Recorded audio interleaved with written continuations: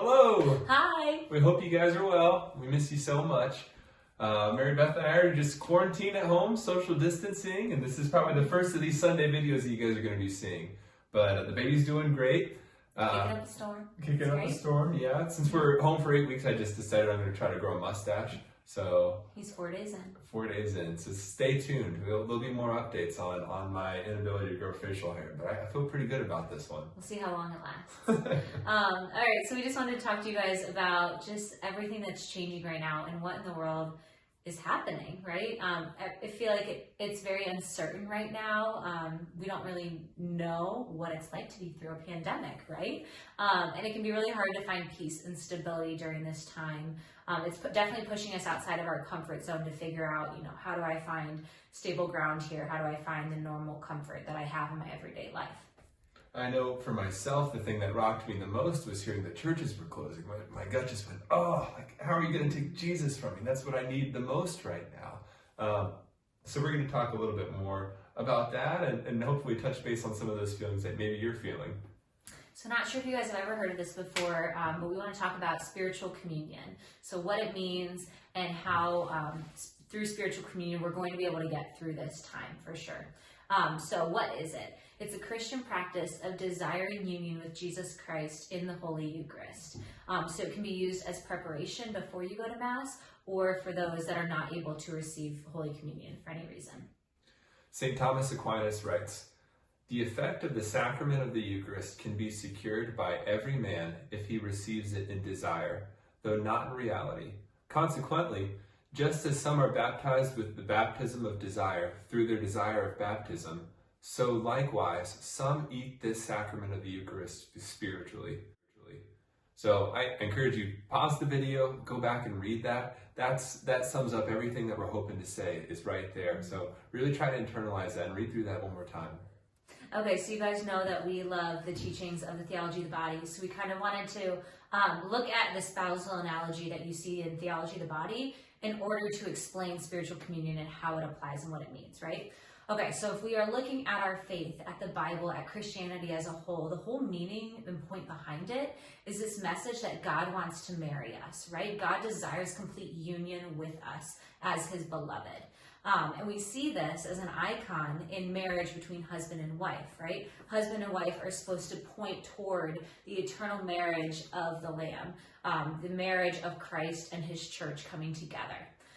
St. Paul tells us this in Ephesians 5, "For this reason a man shall leave his father and mother and be joined to his wife, and the two shall become one flesh." This is a great mystery, but I speak in reference to Christ and the church. So we see this desire to become one with Christ as his beloved. And we can continue John Paul II's spousal analogy into the sacraments. And so let's start with baptism, which is the means by which we enter into this covenant of Christianity with God. We make vows to God in baptism, or our parents initially made them for us, and then we reaffirmed them later, that we are with God. We are never going to leave him. He's never going to leave us. There's an unbreakable bond at the baptism, at our baptism, which is the same. It's the same as the icon that we have in marriage. Mary Beth and I took these vows, very similar to baptism of, I'm never going to leave you. I'm 100% there. I'm all in. And so and then that leads us into the Eucharist next, which is that physical closeness, that complete communion with Christ. And so I want to first use the analogy of a business trip. I was just in Connecticut last week. Last week? Yeah, until I got sent home. I got sent home because of Corona. Crazy. But I'm here now. But I was in Connecticut. And when I was in Connecticut, I wasn't physically with Mary Beth, but I was still married to Mary Beth, 100%. Like that, just because I wasn't in her physical presence, and just because she wasn't in my physical presence, doesn't mean we weren't married. And that's the same thing. That's a fantastic analogy for this spiritual communion that we're talking about. So we have baptism where we made those vows, and so we are in this covenant. And then we have the Eucharist where we are in the physical presence, just like we might be in marriage. And so, while the Eucharist is the source and summit of our faith, we subsist outside of that as well. So, for example, we're called to always be in spiritual communion. It might feel like right now we're saying, since he can't be in physical communion, Eucharistic communion, now it's time to do this instead. But that's not what we're telling you to do. We're trying to awaken this desire for spiritual communion. The church itself doesn't even say, I want you to be in Eucharistic communion all the time. You can't constantly be receiving the Eucharist 24/7. That's a special act. That's a special sacrament that is the source and summit, like I said, but that is also nourished by spiritual communion 24/7. Yeah, so I think one of the things that we heard in St. Thomas Aquinas' quote was a lot about like desiring communion. So let's talk a little bit more about desires. Just as God desires union with us, he puts desires on our hearts, and those desires are good, and they're not meant to be suppressed. They're meant to be lived out in a beautiful way. St. Pope John Paul II says that it is good to cultivate in our hearts a constant desire for the sacrament of the Eucharist. This was the origin of the practice of spiritual communion, which has happily been established in the Church for centuries and recommended by saints who were masters of the spiritual life. St. Teresa of Jesus wrote, "When you do not receive communion and you do not attend Mass, you can make a spiritual communion, which is a most beneficial practice. By it, the love of God will be greatly impressed on you." So if we go back to that idea of the business trip, when Michael was away from me, in some sense, I start missing him, right? That builds up that ache and that hunger for him to come back so that we can be in the same place together again, right? And I think this is something that we're all feeling right now, this desire for the Eucharist. We feel like it's been taken away from us, and we just want it to come back so that we can be physically close with God again. But we have to remember that physical closeness isn't the only way that we are able to be close to God, right? So even when Michael's gone, I'm thinking about him, I'm calling him, wanting to talk to him.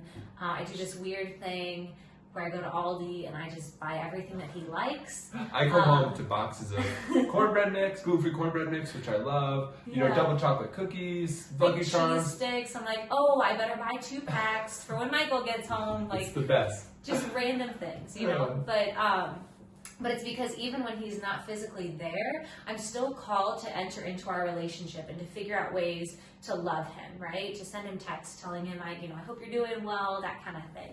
And so I think right now we're so focused on this desire for the Eucharist that we've forgotten, or maybe we've become numb to feeling that desire of being close to God at all times in all things that we do.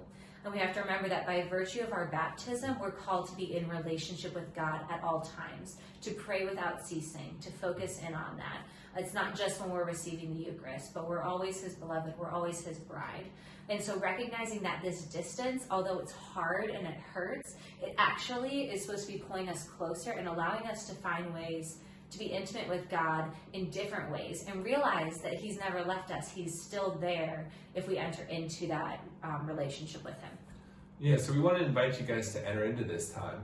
My initial sentiment that I felt like the church, took Jesus away from me. Number one, the church has not taken Jesus away from us. And number two, the church cannot take Jesus away from us. That's written in our hearts. That's something that can never go away. And so this is more of an invitation to encounter the Lord in our hearts through the depths of prayer would be one way. And so we're going to offer some other examples or some other recommendations of ways to enter into that prayer. But we were talking the Divine Mercy Chaplet, Rosary, just, free-form prayer straight from your heart, whatever you're feeling, just dive into that prayer and see some of the traditions that the church might offer with respect to that.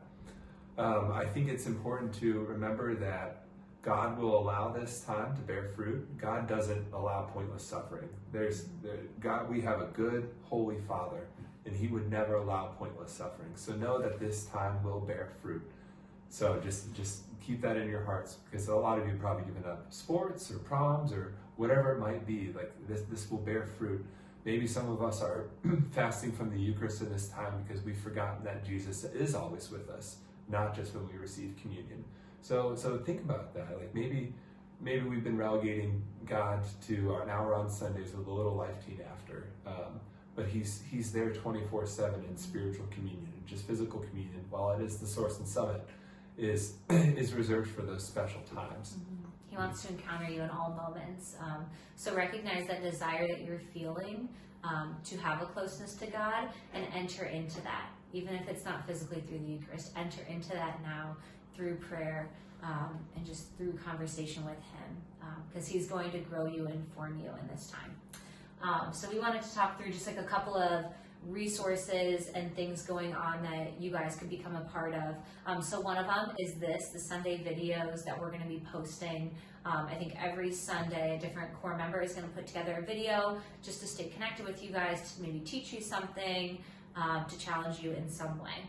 We also have oratory is still going to be happening, but it's going to be online now. So we have a Zoom meeting. It's like a conference call kind of thing where everyone comes in live and is able to still have that great conversation. If you want to be a part of that, just send a DM to the Instagram account. Direct message. If you didn't know. And they will send you the correct link to do that. Yeah, and we encourage you guys to stream masses online. This Sunday, and hopefully more often during the week, Mary Beth and I are going to be streaming one of the countless live masses that if you just Google anywhere, you can stream a live mass. And we're going to participate in that mass as if we were present, because we desire to be there. So, that's all the way to the point of I'm going to sit when I'm supposed to sit, stand when I'm supposed to stand, the whole 9 yards, because our bodies can lead us in deeper into that prayer. So I encourage you to find one of those, give that a shot, see how it is for you. There's podcasts. A few days ago, Pope Francis called the church to do a rosary all at the same time to unite in prayer and that. So just look for those opportunities. There's so many resources out there. Bishop Barron, Cardinal Barron, Bishop Barron. Bishop Barron has a better ring to it. But I think he's a cardinal now. Is he? Pretty sure. I don't know. We'll fact check that. But he has just tremendous resources. So seek him out. We'll share more of a list later. Mm-hmm. And I think just ultimately allow yourself to really rest in the silence that you've been given in this time. I think a lot of us want to get all caught up in it or find ways to still be busy. But God's calling you to just take a break, to just sit with him, to allow him to love on you and speak to you and just help you grow. So sit in that silence for a little bit and rest with the Spirit and just allow God to form you. And continue to connect with people. We're not meant to be alone. We're supposed to be in communion, and not only with God, but with the people around us. And so, stay in touch with your fellow life teeners or your family members that maybe aren't immediately in your house. Give them a call, see how they're doing. Maybe you don't call them all the time, but this is the perfect time to start. And Christ doesn't want us to be isolated. So just make sure you enter into that and see other ways you can connect. Yeah. Know that we'll be praying for all of you during this time. Please pray for each other, support each other during this time.